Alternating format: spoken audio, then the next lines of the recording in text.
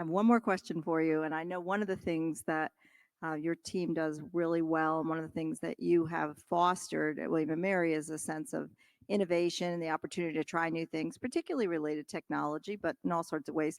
Can you talk a little bit, particularly for perhaps some of those who are new to their leadership roles? How do you budget for that, and how do you encourage others to take the risks that come with those innovation at work? Sure. I was reflecting to a colleague a few months ago that when I started in this profession 25 years ago in alumni engagement and annual giving, we would do mail merges to send out letters to alumni. Yes. And 25 years later, we send out mail merged letters to alumni.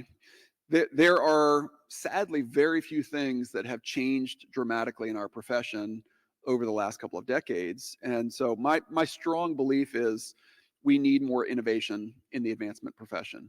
We need to take risks, calculated risks, but risks that are going to enable us to reach new generations that are not going to respond to our mail merge letters that we send out. And we've had a couple of these where we've had great success with trying things and doing something different. Adam Martell, who's the founder and CEO of Givzey, is here, and we did a pilot partnership with them just in the last couple of weeks to begin to integrate AI into our work with an autonomous fundraiser. And first in the world like this, but it's been fascinating to see how people have responded so positively to new ways of engagement. And there will always be those who are afraid or worried about trying something new.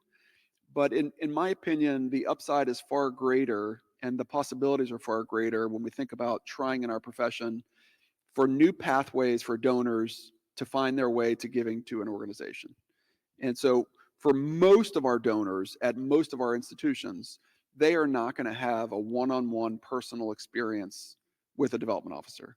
So how can we find ways to more creatively connect them in with the opportunity to support institutions, to engage with our institutions, to find those pathways with our institutions? And so this is just an example of where we're trying to find more ways to innovate in the profession. And I encourage anyone who is thinking about where they are in their journey as an organization to think about what are those small risks we could take to bring some innovation to the profession.